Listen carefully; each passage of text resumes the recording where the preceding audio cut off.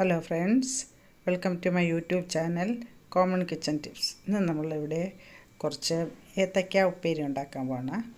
നമുക്ക് ഒരു 3 കിലോ ഏത്തയ്ക്ക വാങ്ങിയിട്ടുണ്ട്. നാടൻ ഏത്തയ്ക്കയാണിത്. നമുക്കിത് തൊലിച്ച് അരിഞ്ഞെടുക്കാം.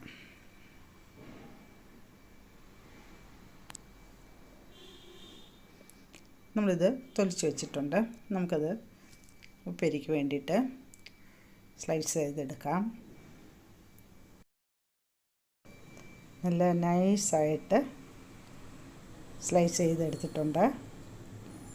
ഇത് നമുക്ക് വെളിച്ചെണ്ണയിൽ ഇട്ട് വറുത്തെടുക്കാം.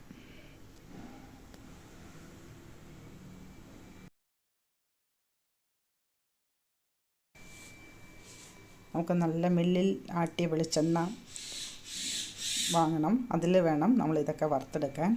നല്ല വെളിച്ചെണ്ണയിലാണെങ്കിൽ നല്ല മണം കിട്ടും. അപ്പോൾ നല്ല എണ്ണ നല്ലപോലെ തിളച്ചതിന് ശേഷം നമുക്ക് കുറച്ച് ഇടാൻ പാടുള്ളൂ. ഒട്ടി പിടിക്കാതെ നമ്മൾ കുറച്ച് ഇട്ട് പെട്ടെന്ന് മൂത്ത് കിട്ടും. കൂടുതലിട്ട് കഴിഞ്ഞാൽ മൂത്ത് കിട്ടാൻ പാടാണ്. അപ്പോൾ നമ്മൾ കുറച്ച് എണ്ണയുണ്ടെങ്കിലും അതിലും കുറച്ച് നമ്മൾ അരിഞ്ഞു വെച്ചിരിക്കുന്നത് ചേർക്കാൻ പാടുള്ളൂ.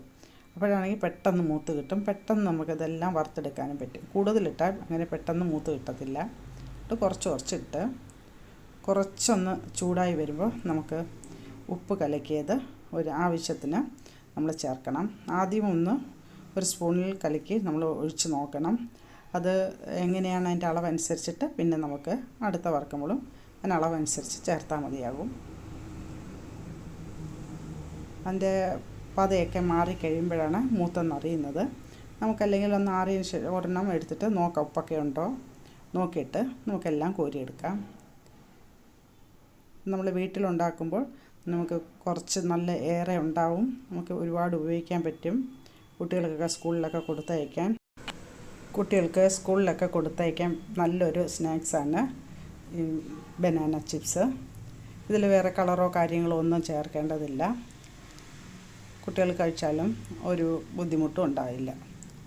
നമുക്കങ്ങനെ ഒരു 3-4 കിലോ ചിപ്സ് ഉണ്ടാക്കിയാൽ നമുക്ക് ഒരുപാട് നാളിരിക്കും. അല്ലെങ്കിൽ 2 കിലോ വീതം ഉണ്ടാക്കിയാലും നമുക്ക് കുറേ നാൾ നമ്മൾ അത് ഉപയോഗിക്കാൻ പറ്റും. നമുക്കിതിൽ കളറോ മറ്റോ ഒന്നും ചേർക്കേണ്ട ആവശ്യമില്ല. ചിലർ മഞ്ഞ കളറിന് വേണ്ടിയിട്ട് മഞ്ഞപ്പൊടി അതിൻ്റെ ഒന്നും ആവശ്യമില്ല. ഈ ചിപ്സ് മാത്രം ഏത്തയ്ക്ക നല്ലപോലെ കട്ടി കുറഞ്ഞ് അരിഞ്ഞെടുക്കണമെന്നേ ഉള്ളൂ. നമുക്ക് ഉപ്പും ചേർത്ത് അതിൻ്റെയൊക്കെ പതയൊക്കെ ഒന്ന് തണുക്കുമ്പോഴാണ് മൂത്തെന്നറിയാൻ പറ്റുന്നത്. അപ്പോൾ നമുക്ക് കരിയാതെ കോരിയെടുത്താൽ മതിയാകും. നമുക്ക് ഈ ചിപ്സ് എല്ലാം അങ്ങനെ ചെയ്തെടുക്കാം.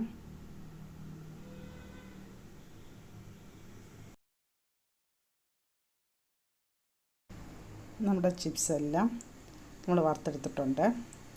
എണ്ണയൊക്കെ നല്ല മാറിയതിന് ശേഷം കുറച്ചൊന്ന് ചൂട് മാറിയതിന് ശേഷം എയർ ടൈറ്റായിട്ടുള്ള പാത്രത്തിൽ ഇട്ട് സൂക്ഷിക്കാം.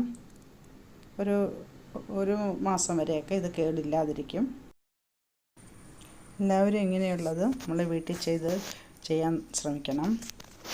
നമ്മൾ ചെയ്ത് വരുമ്പോൾ നമുക്കതൊരു വലിയ ബുദ്ധിമുട്ടില്ലാതെ നമുക്കെപ്പോഴും ചെയ്യാൻ പറ്റും.